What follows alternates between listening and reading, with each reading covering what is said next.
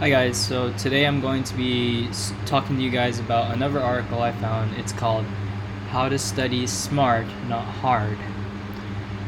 It's from this website called www.planetofsuccess.com.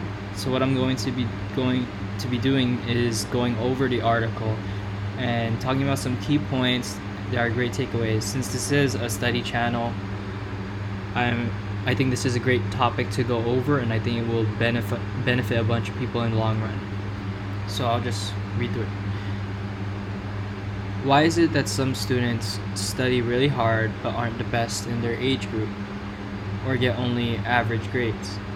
And why is it that there are other students who do not even invest half the amount of time and effort into their studies but get good or even outstanding results? Here's how you can study smart instead of wasting countless hours of your valuable time.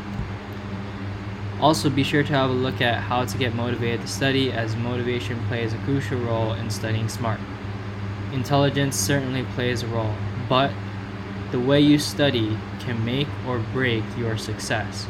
At school, college, or university, my recommendation is to study smart, which can help you save a lot of time that would have been lost with unfocused attempts of studying hard.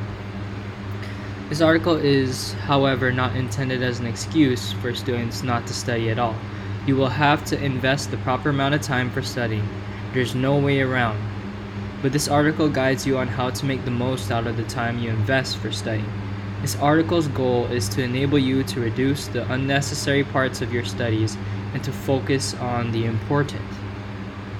This article's goal is to enable you to reduce the unnecessary parts of your studies, and to once again focus on the important.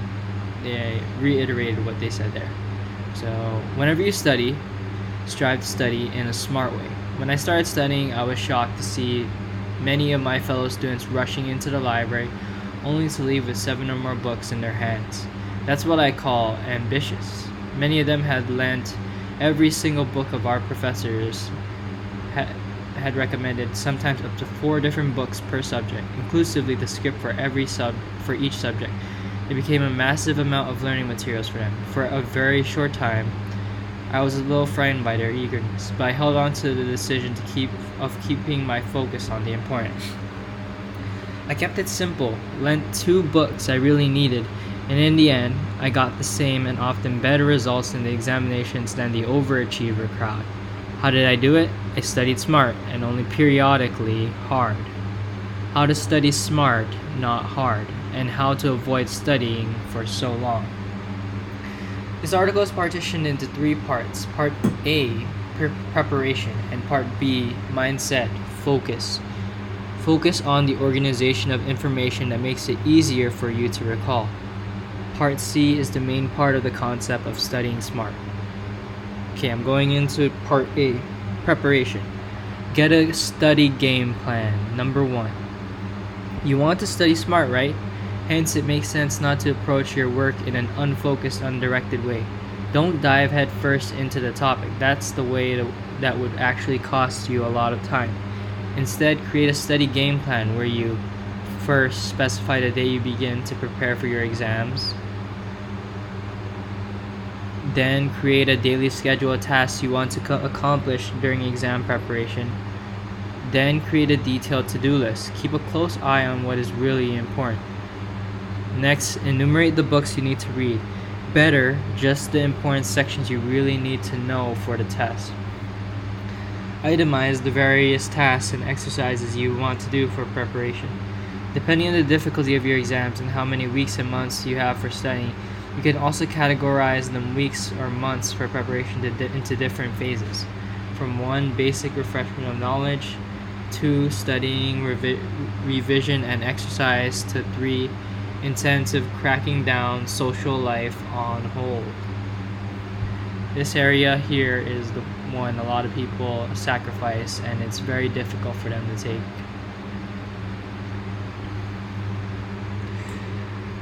How to do it the smart way. A clear goal that you pursue gradually with your plans helps you to avoid many extra hours, but it also allows you to direct your focus on the important. Number 2, summarize. I've had many exams about the contents of an entire book. Most of these books in the range of 500 to 1,200 pages, and even if you have only some chapters from a book or journal to read for the test, I highly recommend you to create summaries. While working through the book, that way you establish the fundament of which you can build upon during the upcoming study phase, without having to read the book all over again. But you also train to quickly identify the key statements in large text that are very likely to be tested in the exam. As a consequence, it'll be easier for you to skip large amounts of irrelevant data while sifting through the book. Separate the wheat from the chaff. While you listen to a lecture to read through a textbook, give the following a try. Separate continuously information that is important. Could this knowledge be tested in an exam? From the unimportant, is my teacher digressing or listing irrelevant data? Take notes of the important points your professor or teacher talks about and add annotations to your script or lecture notes. Make these important additions to your script, what will help you at a later time to grasp important coherences. You can also highlight important sentences or passages from the text so that you can easily avoid reading through large amounts of unimportant data in your script. B. Mindset. When you study, give 110%. When I went to school, I almost always had to study for long periods of time in order to memorize and understand given contents. The big mistake I made was study hard and for long periods of time, but I was not always focused on what I did.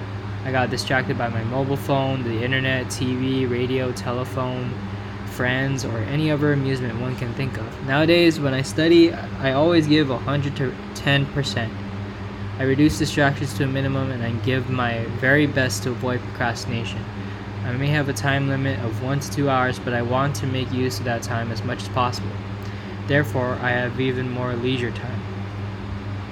How to study smart. When you study, do it in a focused and proper way to avoid any kinds of distractions and use the time you have to the maximum. 2. Continuity. Doing all-nighters some days before your examination will not only exhaust you to a large degree, but will also force you to rush through the data in place of studying properly. Instead of opting for all-nighters, consider spending half an hour after each day at university with post-treatment. Reading, i.e. reading a chapter in the book, making a summary, or doing some exercises. All this preliminary work will help you to spend more time in studying. During your exam preparation period, instead of having to engage with all kinds of inefficient tasks such as extracting data from your books, trying to grasp arithmetic operations and building an understanding, etc. Why is that smart? If you already did the groundwork during the term, you'll be able to focus a lot more on smart ways of studying. C. The main part of studying smart. 1. Don't try to memorize. Understand. One of the major mistakes I made when studying hard, not smart, was to learn by heart, which is really time intensive.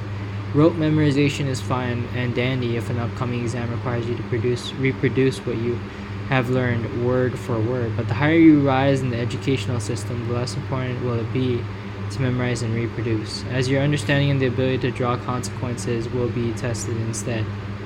In most cases, memorization corresponds to studying hard, not smart. Focus your attention on the understanding and comprehension of the knowledge that is taught. But how to understand complex topics? Establish links and associations. Information becomes knowledge through connections. If you cannot relate to a complex topic, it'll be very difficult to understand it. But when you discover similarities and link new knowledge or concepts that you already comprehend, understanding that matter becomes easier. Try to spot ties between different topics and establish links between the concepts that overlap. Studying smart can help you save a lot of time. Emotions. Connecting emotions with your subject will greatly help you to internalize the topic. Having fun while studying. It's a fact that remembering things we associate intensive feelings with is by far easier. Also, if you're really interested in the subject matter, learning becomes a lot more joyous. Once you manage to become more curious about your subject and develop an interest in it, you've made an important step towards a smarter way of studying. Simplification through analogies. In school and university, you'll become confronted with various complex facts and circumstances. Make use of analogies or comparisons, and try to compare a very complicated issue with a more simplified one. which makes it easier to understand the bigger picture of that which is taught. Simplification through patterning. While you study, make sure you pay attention to continual patterns. Within the subject matter occurs again and again. By noticing and understanding these recurring patterns, you begin to understand the framework on which the topic is constructed. Once you have a good overview of such framework, the acquisition of new information that is based on the same pattern will be a lot less difficult. Make use of acronyms. If you're confronted with difficult specialist words, names, or formulas, an acronym can be an excellent aid memoir or for the memorization of the word or formula. Take, for instance, the rather simple name Enhanced Health and Usage Diagnostic System. Its acronym is EHUDS, which sounds like EHUDs or EHATs. All you have to do now is to think about electronic hats.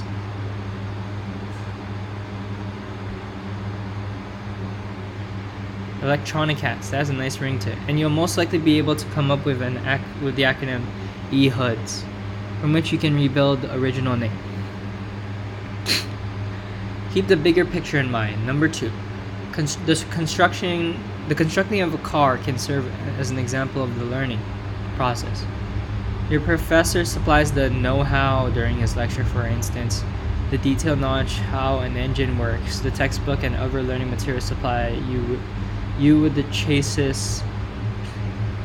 chassis, frame, tires, and bolts, but it's up to the student to make use of the know-how in order to use it for the combination of the delivered material. It's the student's job to put the car together and to keep the bigger picture of what is taught in mind.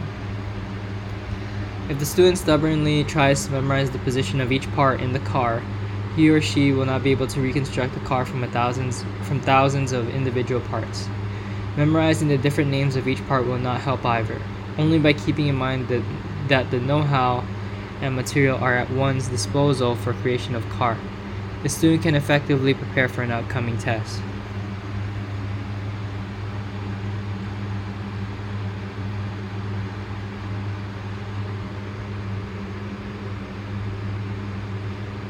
Number 3, the final step. Perfect your type of studying. There are basically 4 basic types of studying: visual, auditory, emotional, and kinesthetic. The first one is visual learners. A visual learner studies most effective when the learning material is depicted in a visual way.